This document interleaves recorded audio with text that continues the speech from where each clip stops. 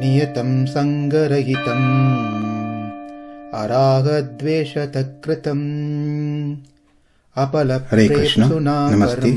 Chapter 18, which is entitled as Sannyasa Yoga. In the previous 3 slokas, Krishna elaborated the threefold classification of knowledge related to the act that's been undertaken by one qualified to do that action. In the next 3 verses, Krishna is going to explain threefold classification of karma. Karma means the activities, the actions that's been undertaken. For one to perform an action, one needs to have knowledge and one needs to perform the activity itself. And of course, we should also know about the person, the agent, who possesses that knowledge and performs the action. That is also going to be explained by Krishna in 3 verses, after these set of 3 verses. Satvika Karta, Rajasa Karta, and then Tamasa Karta. For now, let's focus on the Satvika Karma. Niyatam, regulated, that means as it is prescribed in the scriptures. That which is appropriate to one's Varna and Ashrama Dharma. That is a Kshatriya doing Kshatriya job, a Brahmana doing Brahmana job, Vaishya doing Vaishya's job, and Shudra doing his Shudra Dharma. Sangarahitam, without any attachment, like the feeling, I am the doer.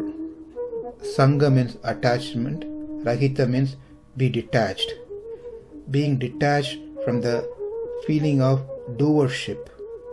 Araha dveshataha, without craving for fame or without being hated for blame. Like I want to be honored or I don't want to be dishonored. Apala prepsuna, without any desire for rewards. By performing an action, expecting something in return as a reward. Kritam, has been done, yet karma, that action, tat, that satvika muchyate, is said to be satvika. Translation, that action which is regulated and which is performed without attachment, without love or hatred, and without desire for fruitive results is said to be in the mode of goodness. The formula that Krishna uses is pretty standard. What changes is the terms that he uses. What is the formula? If it is to do with Satvikam, then there shouldn't be a sense of doership. One should not feel this belongs to me, and one should not be desiring for some reward. If it is Rajasic, one feels I am the doer, this action belongs to me, I want a result, a reward. Whereas if it is Tamasic, the interest is only towards the lowest pleasure, considering that to be the highest pleasure. Their activities brings trouble to them, also trouble to others. Both Rajasic and Tamasic identify themselves to be the body. That's all. If we understand this formula, then whatever is Krishna said and saying on these lines will be easy to understand. Sangarahitam, without holding to the sense of doership, that I am the doer, and without having attachment that this action belongs to me, this is mine.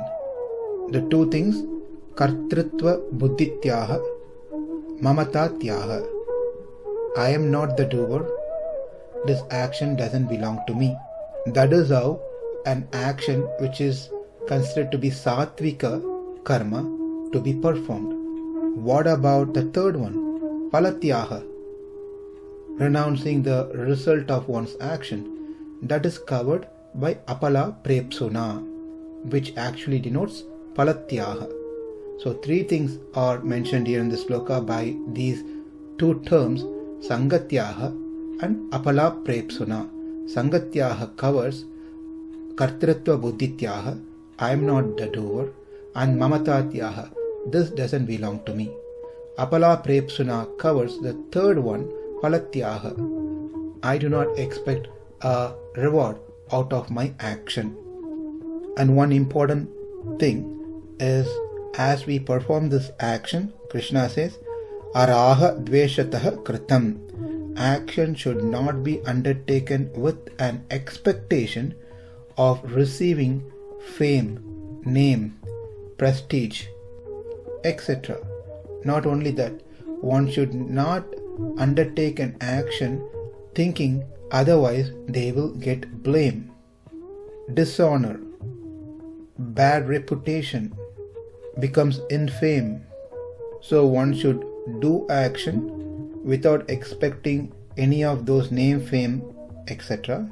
And one should do action without fear of getting blamed, dishonored, etc. In other words, there shouldn't be like and shouldn't be dislike when one performs an action. Such an action is said to be sattvika karma, sattvic action. But the same like and dislike are accepted in devotional service, in serving Krishna. When a person takes up an action, performs as a service to Krishna, to please Krishna, that could be his liking. He can have a desire to attain Krishna. Therefore, he can perform an action in that mode. Or a person can perform an action out of dislike for what is going on in his life in the process of transmigration from one body to another body. Therefore, one takes up a karma out of dislike of not wanting to take repeated birth. By performing one's duty as prescribed in the scripture, one will be able to get rid of their karma. For that reason, one can still continue performing their action even if they dislike. In other words, likes and dislikes are allowed if the goal is to please Krishna. Likes and dislikes are not allowed when performing an action if it is to please oneself. That action is said to be sattvika in mode of goodness, which is performed with the awareness that Krishna is most exalted, with devotion to him and as an offering to him. And that action should be niyatam as prescribed in the scripture based on one class and station in life, that is varna, ashrama, dharma. Such action is undertaken without a sense of ownership, without desire for fame or dislike, for blame, with no desire for its fruits, and not having the doership mentality. This is what said to be sattvika karma. In our next session, we'll learn about rajasa karma.